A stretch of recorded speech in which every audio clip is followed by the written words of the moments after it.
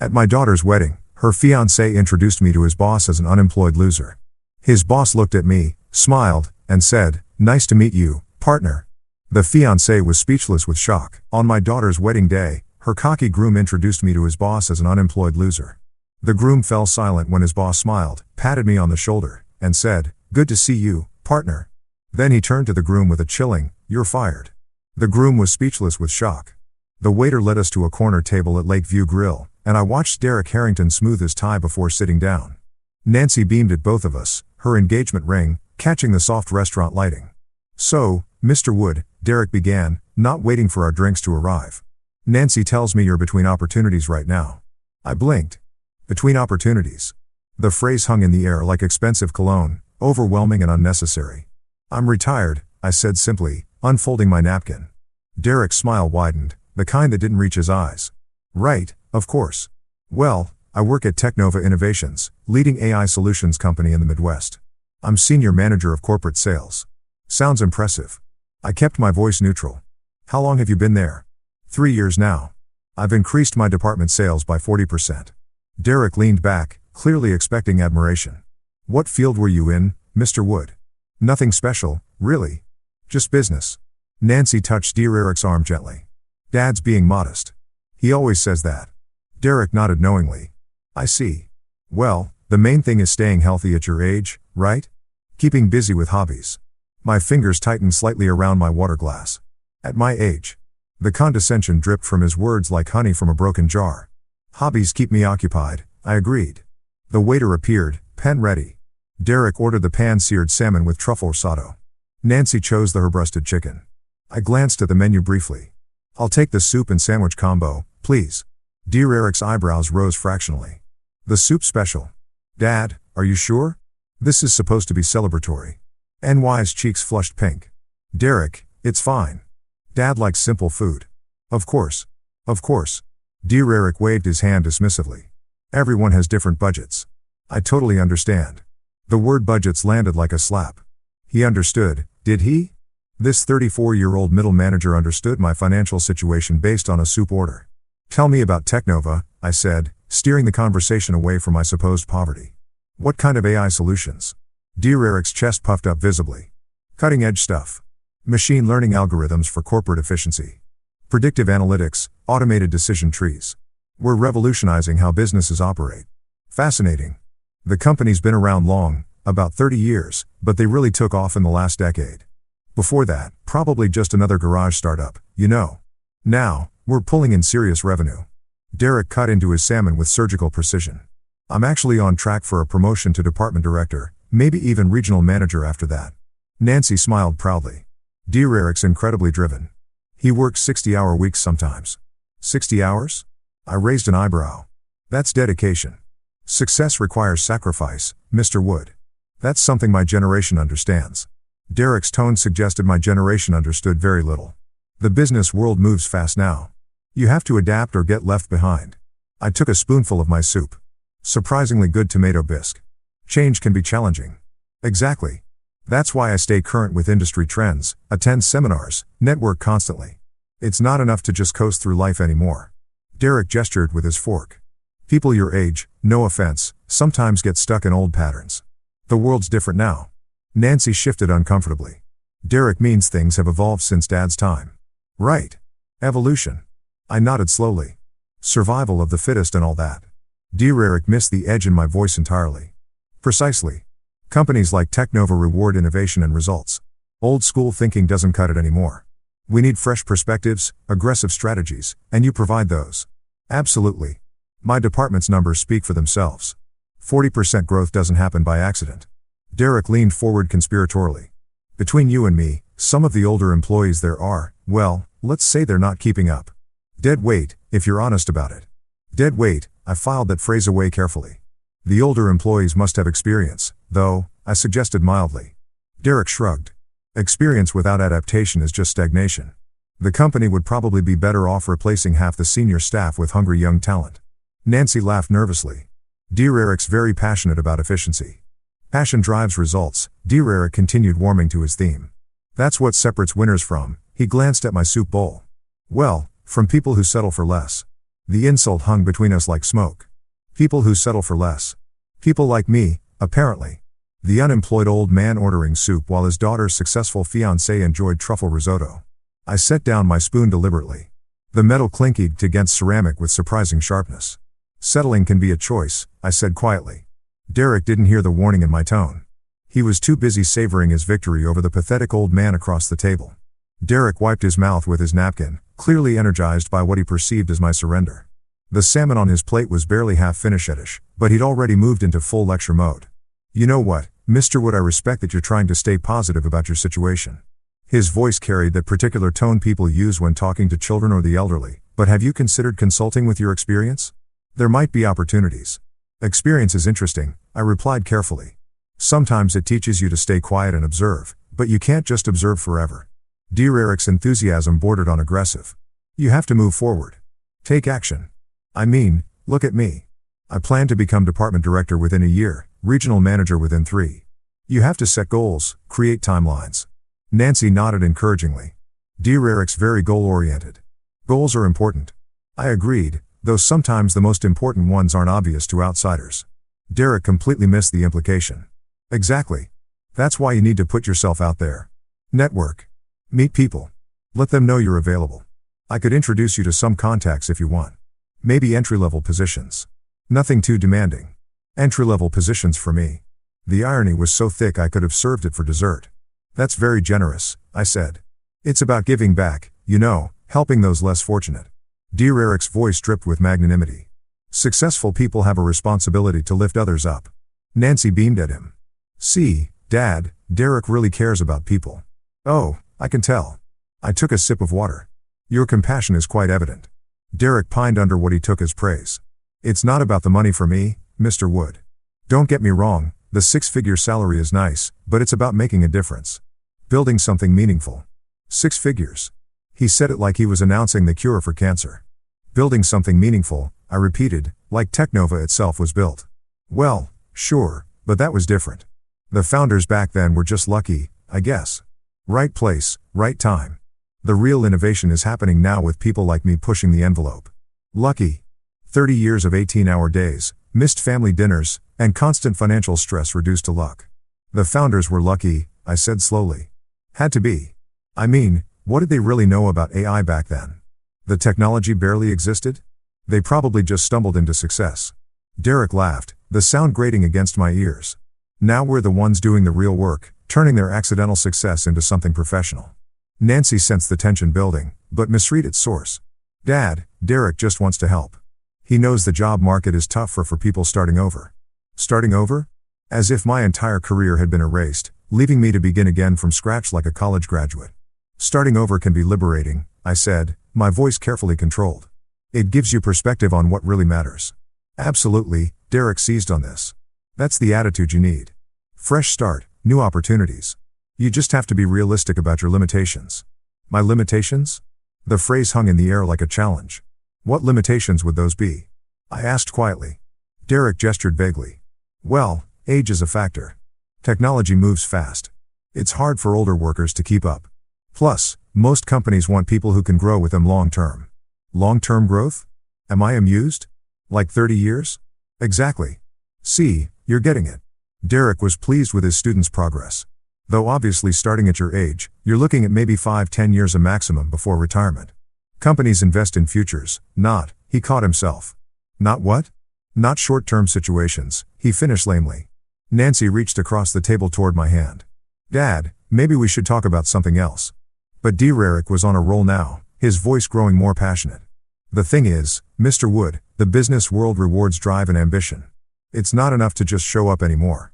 You need vision, innovation, the ability to disrupt existing paradigms. Disrupt paradigms, I echoed. Right? Like what I'm doing at Technova. The old guard there, they're stuck in outdated methodologies. They think because they've been around since the beginning, they know everything. But markets evolve. Customer needs change. Sometimes you have to tear down the old systems to build something better. Tear down the old systems built by lucky founders who stumbled into success. I placed my napkin on the table with deliberate precision. The gesture was quiet, but something in it made Derek pause mid-sentence. Excuse me, I said, standing up. I think I need some air. Dad, NY's voice carried genuine concern. Are you okay? Just tired, I replied, pulling out my wallet.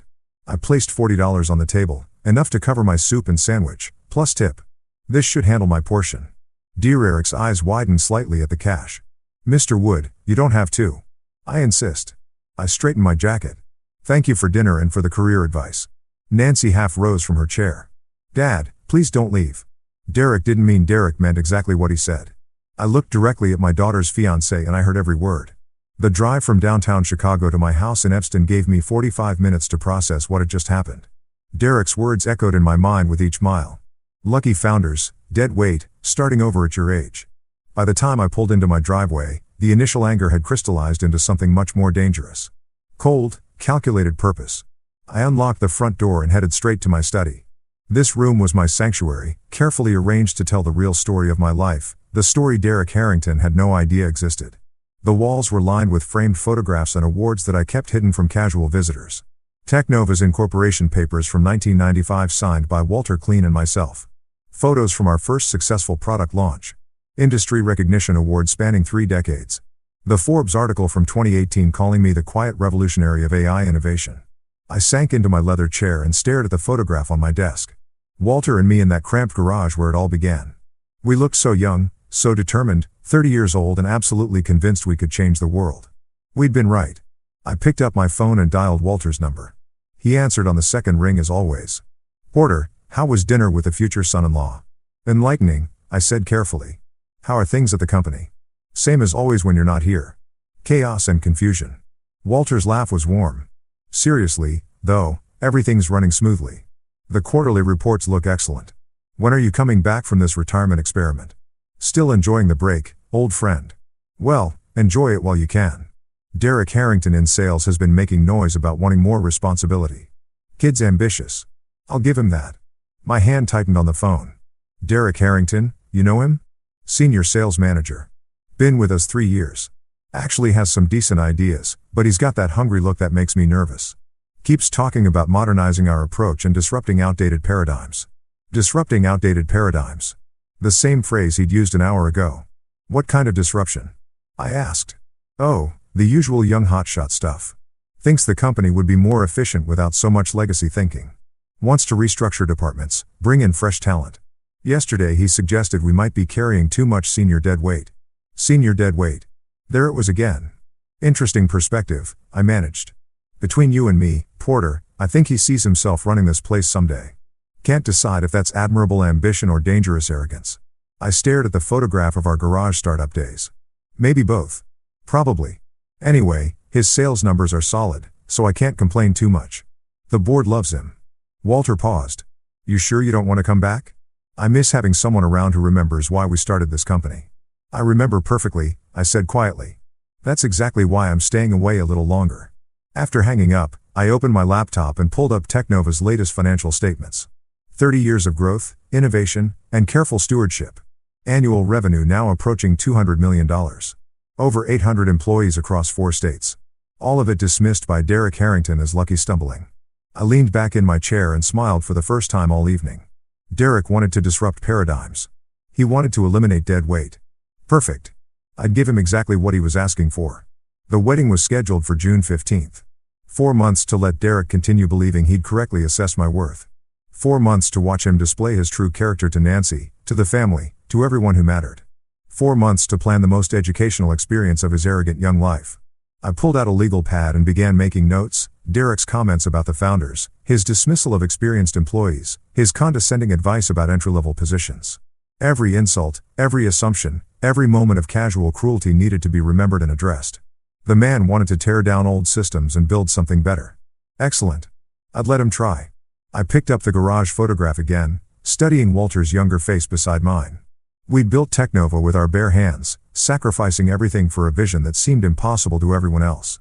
We'd earned every success, survived every failure, and created something that outlasted the predictions of every expert who'd written us off.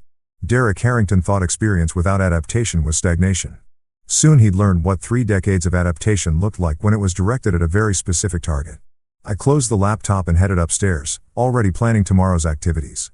I had a persona to maintain, a deception to perfect, and a lesson to prepare. Derek wanted to see what happened when successful people help those less fortunate. He was about to find out. 2 weeks had passed since that illuminating dinner. I'd spent the time exactly as Derek would expect, reading newspapers on my front porch, tending my small garden, playing the role of the aimless retiree perfectly.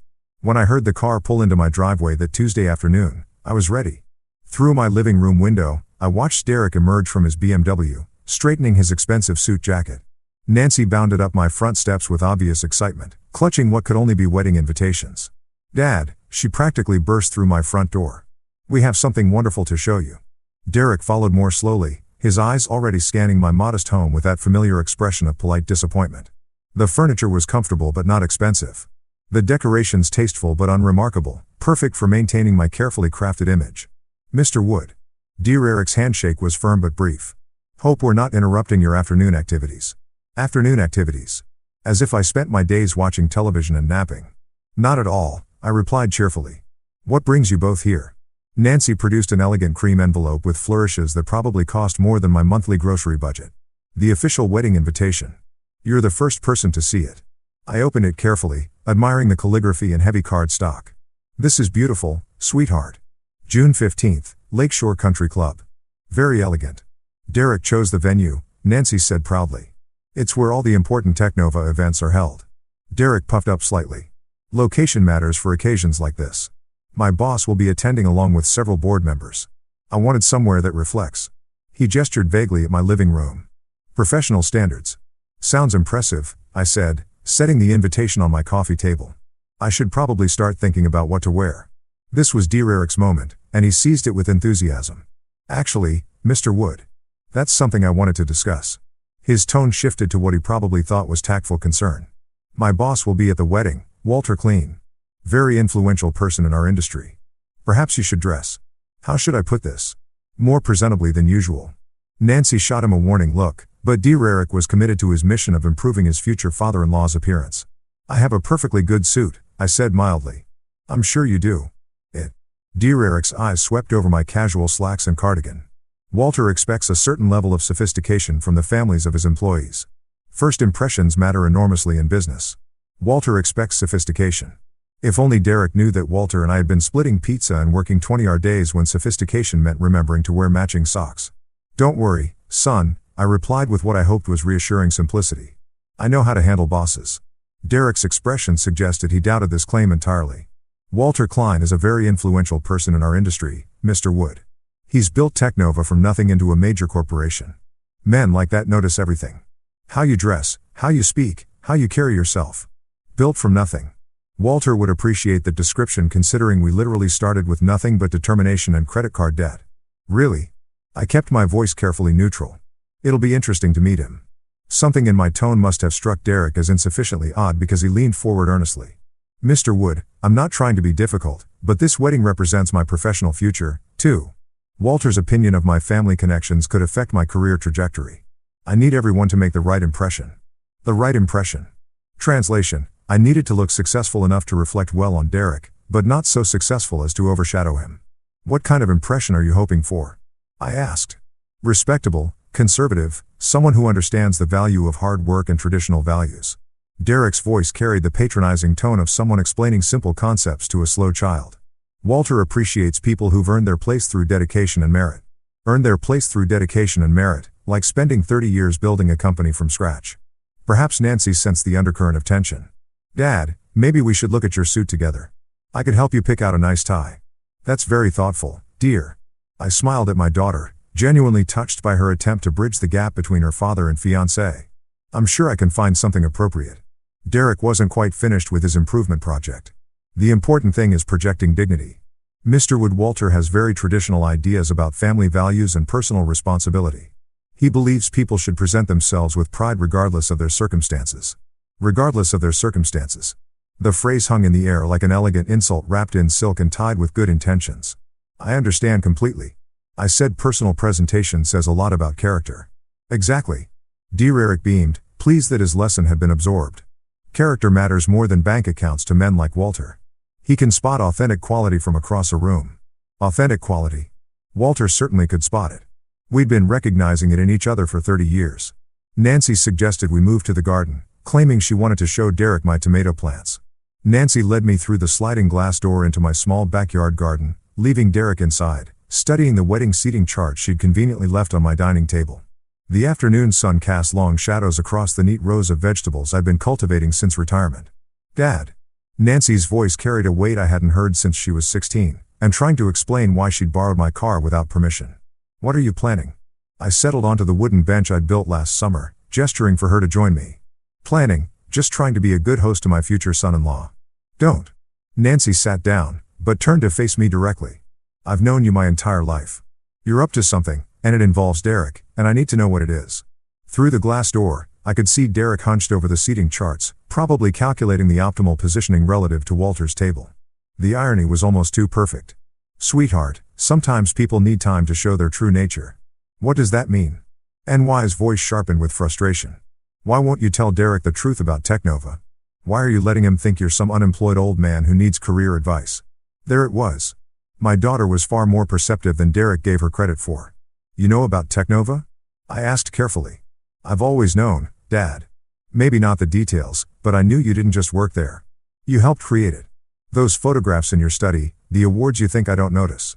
The way Walter talks about you when he calls." NY's eyes were bright with unshed tears. "Why are you lying to the man I'm going to marry?" I reached over and took her hand. Her engagement ring caught the sunlight, throwing tiny rainbows across the garden dirt. "I'm not lying, Nancy. I'm just not volunteering information." "That's the same thing, is it?" I squeezed her fingers gently. "Has dear Eric asked about my background?" "Really?" Asked with genuine curiosity about who I am as a person. Nancy opened her mouth to argue, then closed it. We both knew dear Eric had made assumptions based on my appearance and current lifestyle, never bothering to dig deeper. "But this isn't fair." NY's voice cracked slightly. "He doesn't know he's being tested. Life isn't fair, sweetheart. People judge each other every day based on surface impressions. The question is, what kind of person does Derek become when he thinks he has the upper hand?" Through the glass, dear Eric was now pacing while talking on his phone, probably updating someone about his boss attending the wedding. His gestures were animated, self-important. "You saw how he treated me at dinner," I continued quietly. "The condescension, the unsolicited advice, the casual dismissal of anyone he perceives as unsuccessful. Is that the man you want to spend your life with?" Nancy was quiet for a long moment, watching Derek through the window. "He's not always like that. When we're alone, he's different, kinder." "I'm sure he is. But character isn't what we do when it's easy, Nancy. It's what we do when we think nobody important is watching." "So, you're preparing some kind of lesson for him?" NY's voice mixed concern with reluctant curiosity. "What happens at the wedding when he finds out?" I smiled, feeling the familiar satisfaction of a well-laid plan. "He gets to learn that assumptions can be dangerous, that treating people with respect isn't about their bank balance or job title, that kindness shouldn't be conditional on social status. And if he doesn't learn, if he gets angry or embarrassed, then you'll know exactly who you're marrying."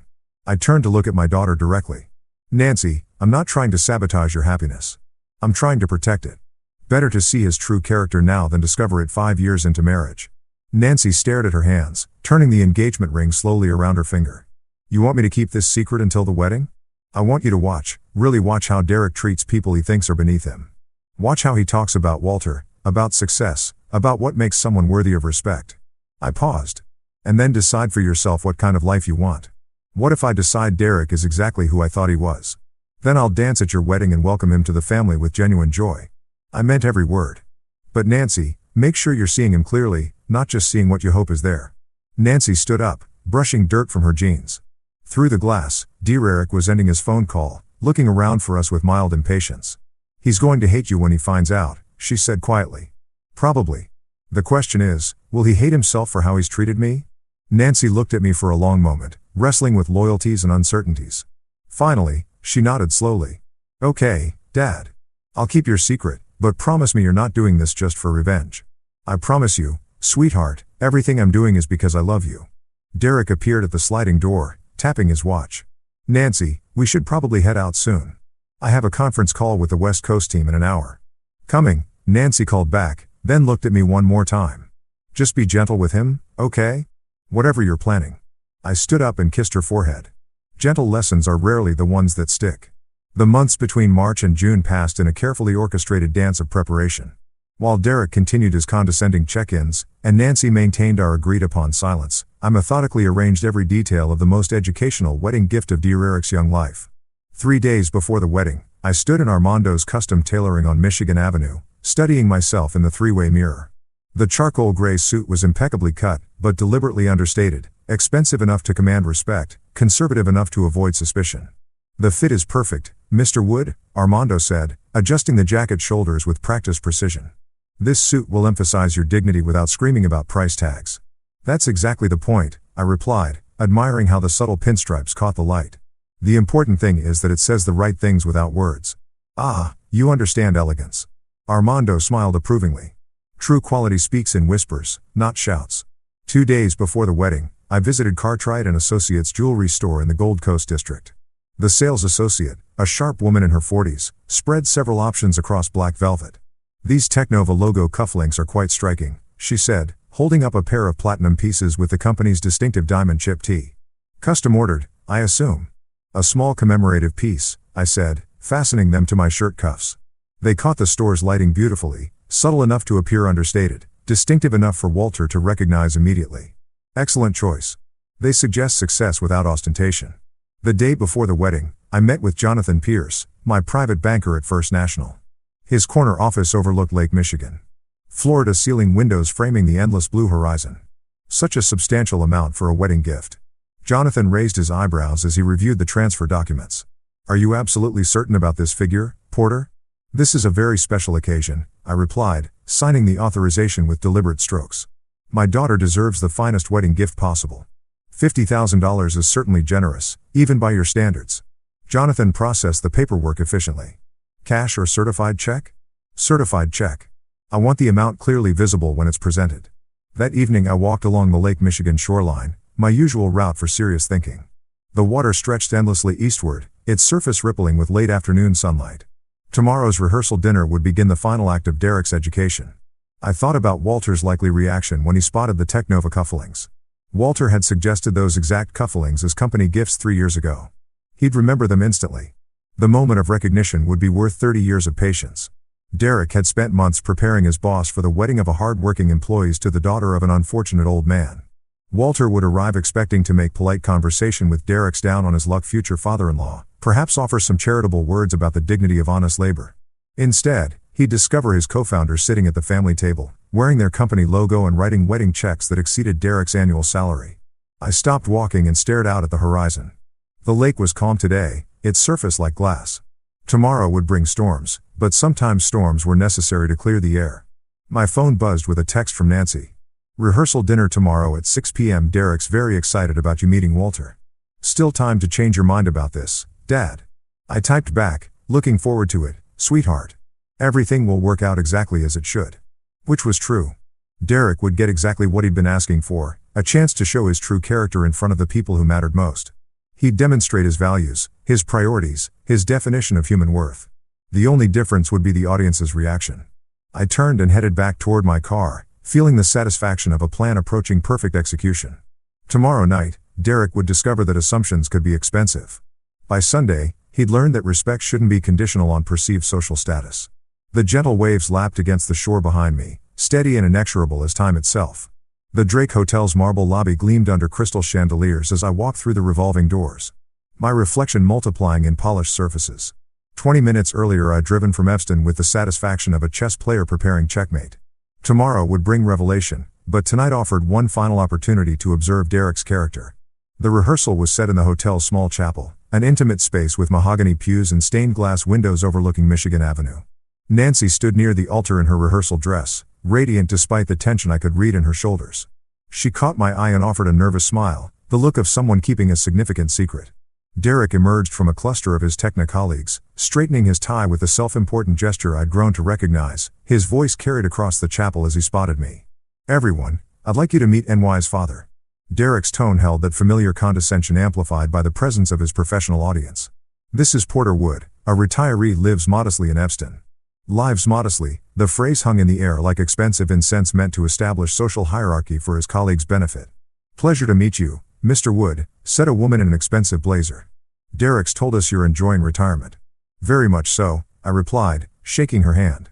Though retirement can be educational, Derek's colleagues nodded politely, their interest already waning. In their world, retirees were background noise, pleasant enough, but irrelevant to serious conversation. Dad has simple tastes, Derek continued, his voice carrying just enough volume for nearby guests to overhear. Nothing wrong with that, of course. Different generations, different expectations, different expectations. I felt my jaw tighten slightly, the first crack in my carefully maintained composure. Derek, I said quietly. Be careful with judgments. Tomorrow might bring surprises. He laughed, the sound carrying more confidence than wisdom. Mr. Wood, you don't need to lecture me about people. I read character professionally. It's essential in sales. We'll see. The two words dropped between us like stones in distilled water. Something in my tone made Derek pause, but his colleagues were watching, and backing down would damage his carefully constructed image. What I mean is, Derek pressed on. Success leaves clear indicators. How someone dresses, where they live, what they drive. These things reveal priorities and capabilities.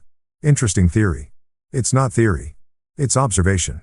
Take Walter Clean, my boss, arriving tomorrow. You can spot his quality from across a room. That's earned respect, not accident. Earned respect. Walter would find that description amusing, considering we'd earned our respect together, sleeping on office floors and living on pizza for 3 years. Nancy moved closer, sensing danger. Maybe we should focus on tomorrow's ceremony. But Derek was warming to his theme, emboldened by his audience. The point is, Mr. Wood, that character shows in choices. Walter chose excellence at every step. Others, he gestured vaguely in my direction. Others choose comfort over achievement. Comfort over achievement. The insult was precise, surgical, designed to wound without seeming overtly cruel. You're very confident in your assessments, I said, my voice carrying the first edge of steel. Confidence comes from accuracy. I've never misjudged someone's capabilities. Derek's smile suggested he'd just won an important point. Never. Not once. People reveal themselves quickly if you know what to look for. I stood up slowly, feeling the weight of 4 months' patience crystallizing into cold purpose. The chapel fell quiet, conversations pausing as guests sensed approaching conflict. Derek, you're absolutely right about one thing, I said, buttoning my jacket with deliberate care. Character does show in choices. Exactly my point. Tomorrow you'll have several opportunities to demonstrate yours. Derek's confidence flickered slightly. What's that supposed to mean? It means, I said, walking toward the chapel exit, that assumptions can be expensive, especially when they're made in front of people who matter. Mr. Wood, I don't appreciate. Good night, Derek. I paused at the chapel door, looking back at the assembled guests. Enjoy your rehearsal. Tomorrow promises to be memorable. Nancy started after me. Dad, wait. See you tomorrow, sweetheart. Everything will be exactly as it should be. I walked through the hotel lobby with measured steps, past the doorman's respectful nod into the cool Chicago evening. Behind me, I could hear Derek's voice resuming its confident pitch, probably explaining my departure to his colleagues as evidence of an old man's fragile ego. Let him talk. Tomorrow morning, those same colleagues would witness the most educational experience of Derek Harrington's professional life. My car was waiting in the hotel's circular drive. As I settled behind the wheel, I caught a glimpse of the chapel through the hotel's windows. Derek gesturing animatedly, Nancy watching the door where I disappeared, the wedding party resuming their positions. Tomorrow would bring justice. Tonight brought the sweet anticipation of a plan, reaching perfect fruition. The drive from downtown Chicago to Evanston gave me 30 minutes to transform the sharp anger of confrontation into the calm determination of justice.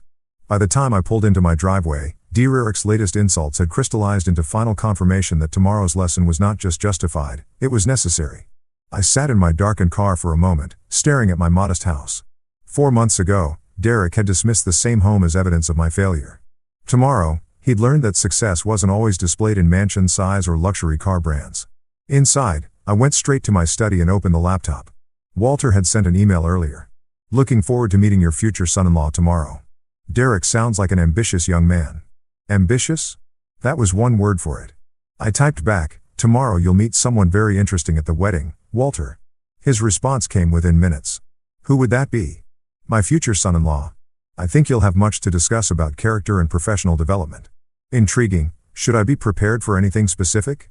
Just be yourself, old friend. Your natural wisdom will be sufficient.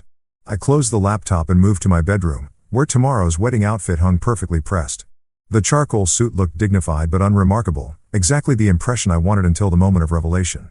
The Technova cufflinks sat in their velvet box, waiting to catch Walter's attention at precisely the right moment. From my desk drawer, I retrieved the certified check I picked up yesterday. $50,000 made out to Nancy and Derek Harrington. The amount was carefully chosen, generous enough to demonstrate substantial wealth, large enough to shock Derek's presumptions about my modest circumstances. I thought about tonight's rehearsal, Derek's confident declaration that he'd never misjudged someone's capabilities. The arrogance had been breathtaking, even by his standards. But it was perfect. Tomorrow's humiliation would be complete, precisely because his confidence was so absolute. My phone buzzed with a text from Nancy. "Dad, are you okay? Derek feels bad about tonight." I typed back. "Derek feels exactly what he should feel. Tomorrow will clarify everything for everyone. I'm worried about what you're planning." "Don't worry, sweetheart. Justice is rarely as harsh as people fear." She didn't respond, probably wrestling with the same conflicted loyalties that had troubled her since our garden conversation. Part of her wanted to warn Derek to soften tomorrow's blow, but a larger part understood that some lessons could only be learned through experience. I walked to my study window and looked out at the quiet street. My neighbors were settling in for the evening, reading, watching television, living the comfortable retired lives Derek imagined were my only option. None of them knew that tomorrow would bring the most satisfying moment of my professional life. Walter's confusion had been perfect. He genuinely had no idea what awaited him at the wedding. When he spotted the Technova cufflinks, when Derek introduced me as NY's unemployed father, when the moment of recognition finally came, Walter's expression would be worth 30 years of partnership. I reviewed Derek's behavior one final time. The restaurant condescension, the career advice, the dismissal of dead weight employees. Tonight's lecture about character revealing itself through choices. Every insult had been carefully catalogued, every assumption documented. Tomorrow Derek would discover that character did indeed reveal itself through choices, and his choices had revealed far more than he intended. I prepared for bed with the methodical calm of a surgeon before a complex operation. Everything was ready. The suit, the cufflinks, the check, the perfect venue with Derek's boss and colleagues as witnesses. Nancy knew enough to stay out of the way when the moment came. As I turned off the bedside lamp, I felt the deep satisfaction of a plan approaching flawless execution. Derek had spent months demonstrating his values, his priorities, his definition of human worth. Tomorrow he'd learn that assumptions about success could be extremely costly, especially when those assumptions were made in front of the people who actually controlled his professional future. Sleep came easily, filled with dreams of justice finally served. The morning of June 15th dawned crisp and clear, Chicago skyline gleaming under perfect wedding weather. I dressed with the careful attention of an actor preparing for his most important performance, fastening the Technova cufflinks with particular satisfaction. Today these small platinum symbols would speak louder than any words. The Drake Hotel buzzed with wedding activity when I arrived at noon. Nancy was upstairs in the bridal suite, probably managing her nervous energy with final dress adjustments. I made my way to the small chapel where guests were beginning to gather. Walter stood near the front, distinguished in his navy suit, scanning the assembled crowd with the curious interest of someone meeting his employee's new family. He spotted me across the chapel and nodded politely, a stranger acknowledging another stranger at a mutual acquaintance's wedding. Derek emerged from a side room, resplendent in his formal wear, his confidence radiating like expensive cologne. He was scanning the crowd, too, probably ensuring Walter had the best possible view of the ceremony. When his eyes met mine, I saw a flicker of uncertainty. Last night's confrontation still echoing. "Mr. Wood," Derek approached with forced joviality. "Glad you decided to come after our discussion last night." "Wouldn't miss it for the world," I replied. "This promises to be unforgettable." Derek's smile tightened slightly, but he was too focused on today's performance to dwell on cryptic warnings. His colleagues from Technova had claimed seats in the third row, perfect witnesses for whatever was about to unfold. The processional music began, and I took my position near the chapel entrance. Nancy appeared at the top of the aisle, radiant in her grandmother's restored wedding dress, her face glowing with nervous joy. She tucked her arm through mine, and for a moment the elaborate revenge plot faded into simple paternal pride. "You look beautiful, sweetheart," I whispered as we began our walk. "Thank you, Dad." Her voice carried a tremor of emotion and anticipation for everything. We moved down the aisle at the traditional measured pace, guests rising in respectful acknowledgement. Derek stood at the altar, his eyes fixed on Nancy with genuine affection that reminded me why she'd fallen in love with him. Walter watched from his front row seat, probably calculating the appropriate level of enthusiasm for his employee's wedding. The officiant, a distinguished man in formal robes, raised his hands as we reached the altar. "Who gives this woman in marriage?" "I do," I said clearly, my voice carrying to every corner of the chapel. "Her father with great love and hope for her happiness." Nancy squeezed my hand before releasing it, and I formally placed her hand in Derek's. For a moment, the three of us stood together, father, daughter, and son-in-law, while the chapel watched in reverent silence. "Be happy, dear," I whispered to Nancy, kissing her cheek before taking my seat in the front row. The ceremony proceeded with traditional dignity. Derek and Nancy exchanged vows with obvious sincerity, their words carrying genuine emotion despite the undercurrents of tension. I found myself genuinely moved by their declarations of love and commitment, even as I anticipated the education that would follow. Walter sat 2 seats away, occasionally glancing in my direction with polite curiosity. Soon enough that curiosity would transform into something far more interesting. The officiant pronounced them husband and wife, and Derek kissed Nancy with the enthusiasm of a man who believed his future was perfectly secure. The chapel erupted in applause, guests rising to celebrate the new couple as wedding bells chimed from the hotel's sound system. As the recessional began, I noticed Derek scanning the crowd again, his eyes finding Walter with obvious satisfaction. He'd successfully married the woman he loved in front of his professional mentor, having navigated the potential embarrassment of his unemployed father-in-law without incident. The receiving line formed in the chapel's vestibule, guests offering congratulations as Nancy and Derek beamed with newlywed joy. I positioned myself appropriately as father of the bride, accepting well wishes and compliments about the beautiful ceremony. Derek was in his element now, introducing Nancy to his colleagues with obvious pride. "My wife," he kept saying, savoring the new title. His confidence had returned completely. Last night's confrontation forgotten in the glow of wedding success. Through the crowd, I saw Walter approaching the receiving line, probably preparing to offer appropriate congratulations to his employee's new family. The moment I'd been orchestrating for 4 months was finally at hand. Derek spotted Walter's approach and straightened unconsciously. The ambitious employee preparing to impress his boss one final time. The hotel's banquet hall sparkled under crystal chandeliers, transformed into an elegant reception space during the 2 hours between ceremony and celebration. Guests mingled with champagne glasses, their conversations mixing with soft jazz from the hotel's string quartet. I positioned myself near the bar, watching Derek work the room with practiced enthusiasm. Walter stood by the floor-tossy-isling windows overlooking Lake Michigan, his distinguished profile outlined against the afternoon sunlight. He'd spent the ceremony observing politely, probably calculating the appropriate level of engagement with his employee's new family. Soon that calculation would become irrelevant. Derek approached Walter with the calculated confidence of an ambitious subordinate, NY's hand tucked proudly through his arm. This was his moment, introducing his beautiful new wife to the man who controlled his professional future while demonstrating his superior social connections. "Mr. Clean." Derek's voice carried perfectly across the reception noise. "I'd like you to meet my wife, Nancy, and her father." I moved closer, timing my approach with the precision of a watchmaker. 4 months of patience were about to pay dividends that would compound for years. Walter turned with polite interest, extending his hand to Nancy. "Congratulations, my dear. Derek speaks of you constantly." "Thank you, Mr. Clean. Derek admires you tremendously." Derek beamed at this exchange, his chest visibly swelling with pride. Then he gestured toward me with casual condescension. "And this is my father-in-law, Porter Wood." Derek's tone shifted subtly, carrying just enough dismissal to establish hierarchy. He's an unemployed retiree, lives modestly in Evanston." The words hung in the air like expensive perfume, obvious to everyone within hearing distance. Several of Derek's colleagues had drifted closer, probably expecting another demonstration of their rising star's social superiority. Walter's head turned toward me slowly, his executive-trained composure slipping for just a moment. His eyes found my face, then dropped immediately to my cufflinks. The Technova logo caught the chandelier light perfectly, platinum and diamond spelling out 30 years of partnership. "Porter." Walter's voice carried genuine shock.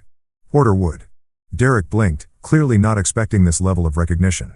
"You know him?" "Know him?" Walter's voice rose slightly, drawing attention from nearby conversations. "Porter, what in blazes are you doing here?" "Attending my daughter's wedding," I replied calmly, extending my hand. "Good to see you, Walter. You look well." Derek's face cycled through confusion, suspicion, and growing alarm. "Mr. Klein, I think there might be some mistake.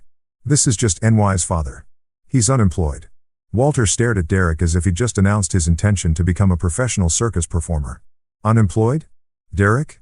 This is Porter Wood, co-founder of Technova Innovations, my business partner for 30 years. The words hit Derek like physical blows. I watched his face transform from confident superiority to dawning horror, his mouth opening and closing without sound. Around us, conversations had stopped entirely. Wedding guests sensing drama more compelling than small talk. "Partner?" Derek's voice cracked slightly. "That's impossible." He's just what?" Walter's tone had shifted from surprise to something considerably less friendly. "Just the man who built our company from nothing. Just the genius who created half our core technologies. Just my closest friend and business colleague." Derek turned to stare at me, his face pale beneath his wedding tan. "You're really co-founder and primary shareholder of Technova Innovations." I confirmed quietly. The company where you've spent 3 years explaining to me how business really works. Nancy moved closer to Derek, her face a mixture of sympathy and anxiety. She'd known this moment was coming, but couldn't have prepared for the public devastation written across her new husband's features. Walter's executive instincts were kicking in now, his voice carrying the authority of someone accustomed to difficult personnel decisions. Derek, exactly what have you been saying to my business partner? Derek's mouth worked soundlessly, his confident wedding day persona crumbling like expensive paper in rain. The colleagues who'd been impressed by his networking skills were now witnessing the most spectacular professional implosion in Technova's 30-year history. I didn't know, Derek finally managed, his voice barely above a whisper. He never told me. Walter's expression suggested this explanation was entirely insufficient. Dear Eric's face had gone from wedding day glow to surgical sweet pular in less than 30 seconds. Around us, the reception had transformed from elegant celebration to riveting spectacle. Guests forming a loose circle around our group like spectators at an unexpected street performance. Mr. Klein, please. I didn't know. Derek's voice carried the desperation of a man watching his career evaporate in real time. He never told me he worked at Technova. Worked at? Walter's eyebrows rose with dangerous calm. Derek, Porter doesn't work at Technova. Porter is Technova. Half the patents on our core technologies bear his signature. The information hit Derek like successive physical blows. I could almost see him calculating the full scope of his mistake. Every condescending comment, every piece of unsolicited advice, every moment of casual dismissal playing back in devastating clarity. I can explain everything. Dear Eric's voice cracked as he turned between Walter and me with frantic energy. There's been a misunderstanding. The only misunderstanding, Walter's voice had acquired the steel that made him formidable in boardroom negotiations, is how my senior sales manager could treat my business partner like a charity case for 4 months without anyone telling me. Nancy moved protectively toward Derek, her wedding dress wrestling against the growing tension. Mr. Clean, Derek honestly didn't know. Dad never mentioned the company connection. Your father shouldn't have needed to mention it, Walter replied, his attention fixed on Derek with laser intensity. Basic human respect isn't conditional on someone's job title or bank balance. Derek was spiraling now, his hands gesturing wildly as words tumbled out without coherent structure. The thing is, Mr. Klein, I always treat people with respect. Always. I was just trying to help, offering guidance, career advice. Career advice? Walter's voice could have frozen the champagne. You offered career advice to the man who created your job? The nearby guests were no longer pretending to have other conversations. Derek's Technova colleagues stood frozen, probably calculating their own professional distances from the unfolding disaster. The hotel staff had quietly positioned themselves around the perimeter, uncertain whether to intervene or simply document the entertainment. Derek, Walter continued with the methodical precision of an experienced executioner, explain to me how someone demonstrates respect by calling their business partner unemployed, dead weight. Derek's eyes widened with pure panic. I never said that. I would never. Monday morning, Walter's voice cut through Dear Eric's protests like a surgical blade. You can explain your definition of respect to human resources. You can also start looking for new employment. No. Dear Eric's composure shattered completely. Mr. Clean, please. This is my wedding day. I made a mistake, but I can fix this. The mistake, Walter replied coldly, was mine. For promoting someone who judges people by their appearance rather than their character. Dear Eric's face had progressed from pale to gray, his breathing shallow and rapid.